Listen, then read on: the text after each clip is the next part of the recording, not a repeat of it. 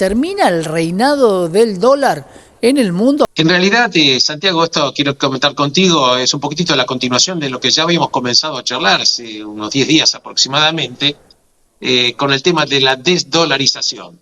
Pero el 9 de junio del 2024, hace prácticamente 3 semanas, terminó un acuerdo fundamental que es el acuerdo del petrodólar.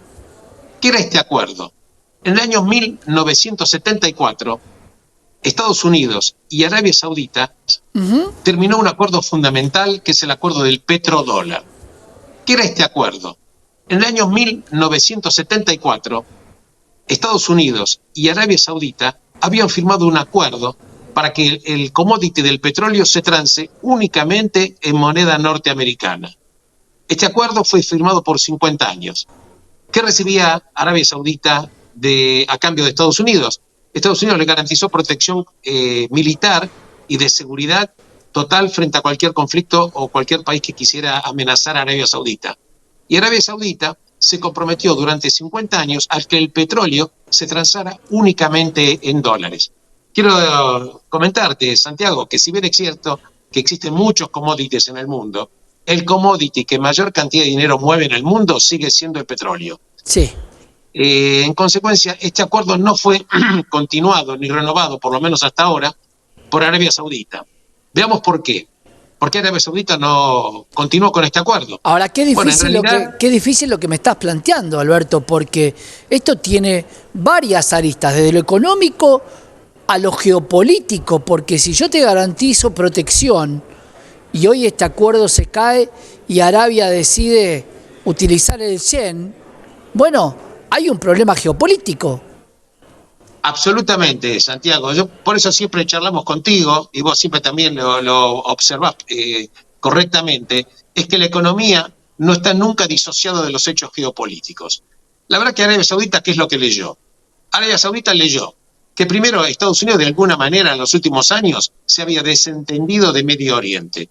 Y esto parece que a la gente le sorprende, pero recordemos que independientemente, antes del 7 de octubre del año 2023, Estados Unidos, en su momento cuando estaba Barack Obama, quería llegar a un entendimiento, en mi opinión, equivocado, un entendimiento que estaba, o por lo menos si estuvo bien intencionado, demostró ser una farsa, porque la verdad que Irán no cumplió nada, ese entendimiento para que Irán no desarrolle tecnología nuclear que le permita alcanzar bombas nucleares.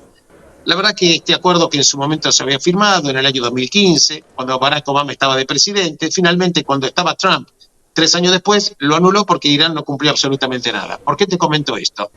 El desarrollo nuclear de Irán hace temer a Arabia Saudita mucho, porque Arabia Saudita primero es enemigo de Irán, porque además de tener una vertiente islámica diferente, en Irán son chiitas, en Arabia Saudita es la cuna del Islam sunita.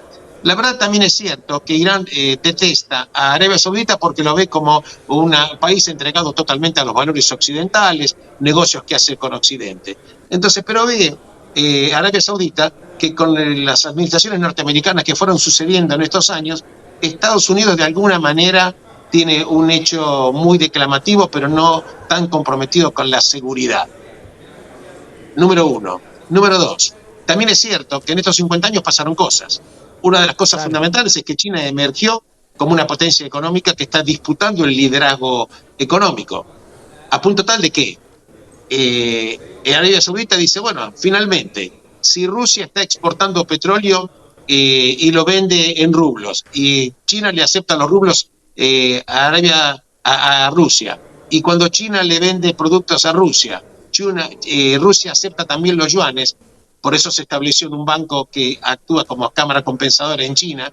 ¿Por qué nosotros, Arabia Saudita, no vamos a tener una observación adecuada de que ahora el orden mundial ya no es unipolar, es un orden multipolar? Entonces Arabia Saudita decidió que este acuerdo, bueno, no lo continúa por lo menos por ahora. Ahora, ¿qué significó este acuerdo? Porque este es fundamental. Los acuerdos, Santiago, se realizan no de la noche a la mañana. ¿Qué sucedió en el año 1974 para que Estados Unidos esté tan preocupado porque haga este acuerdo? Primero hubo un hecho fundamental. Un año antes, en 1973, estuvo la terrible crisis del petróleo. Para que nos hagamos una idea, en el año 73 hubo una guerra en Medio Oriente que fue la guerra del Yom Kippur, ¿correcto? Israel con varios países árabes. En consecuencia, los países árabes productores de petróleo decidieron no vender petróleo a los países occidentales que habían apoyado a Israel. Esto provocó una crisis de precios del petróleo. Para que nos demos una idea, el petróleo en el año 1973 estaba en $2.90 aproximadamente. Y con la crisis del embargo del petróleo, en ese año el petróleo empezó a subir y llegó a estar 11,90. Quiere decir que el petróleo subió prácticamente 4 veces, 400%. Claro. ¿Qué provocó? Provocó una inflación enorme, provocó caída de nivel de vida, provocó que obviamente era un problema con la desestabilización monetaria del mundo. ¿Qué logró Estados Unidos con el 1974 con Arabia Saudita? Dijo, bueno, si prácticamente el petróleo se vende únicamente en dólares, todos los países van a necesitar dólares. En consecuencia, Estados Unidos encontró que el dólar, primero, al ser aceptado mundialmente, le daba estabilidad económica a Estados Unidos. En segunda instancia, le permitía un poder político total absolutamente en el mundo.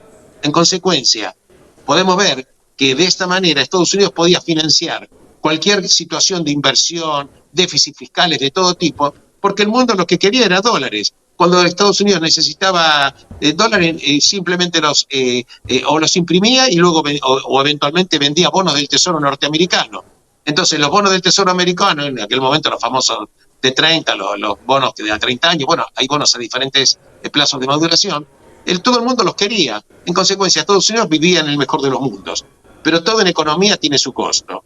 Este tema de emitir cualquier cosa también sirvió y se hizo en el año 2008 con la crisis económica mundial, sirvió para la crisis del COVID, pero hoy Estados Unidos se enfrenta al siguiente panorama.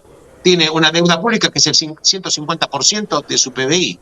¿Qué pasaría si, por ejemplo, la moneda norteamericana empieza a dejar de estar tan demandada? Claro. Para que nos hagamos una idea, China, como habíamos comentado, ya de $1.200.000.000.000 que tenía en bonos, ahora tiene las 2/3 partes, $800.000.000.000 en bonos. Espera la maduración y los está convirtiendo luego en otras monedas. También hace unos años ya empezó un código interbancario que reemplaza al SWIFT, que es el código que se creó en 2015, que es el CIPS, que intermedia a los países que utilizando ese código le permiten transar en la moneda de los yuanes. En consecuencia, vemos que el petrodólar ya el acuerdo no se renovó.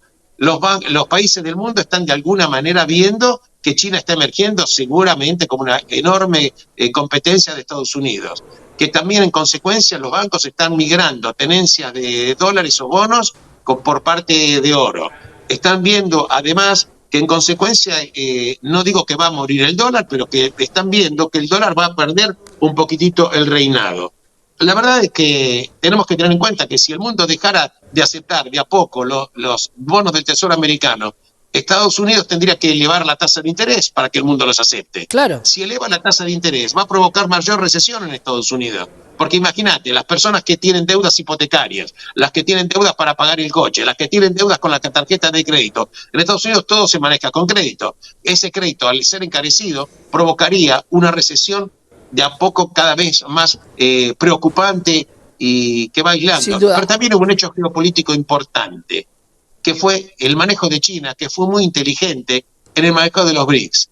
Estos BRICS que fueron creados ya hace unos años, Brasil, Rusia, India y China, y luego se agregó Sudáfrica, finalmente el año pasado entraron otros países. Argentina fue invitado pero no entró. Pero ¿qué países importantes entraron desde el punto de vista petrolero? Irán, Emiratos Árabes y Arabia Saudita, nada más ni nada menos. Albert, fíjate vos, en el año 2024, a partir del 1 de enero, Arabia Saudita forma parte de los BRICS. Claro, bueno. Entonces, los BRICS hoy representan el 40% de la producción de petróleo. Ahí te quiero preguntar, pero para dejarlo como el reinado del dólar 2, te dejo preguntas para que podamos contestar en nuestra próxima salida, porque tengo millones. Si puede haber un patrón euro en zonas como Rusia, India y China.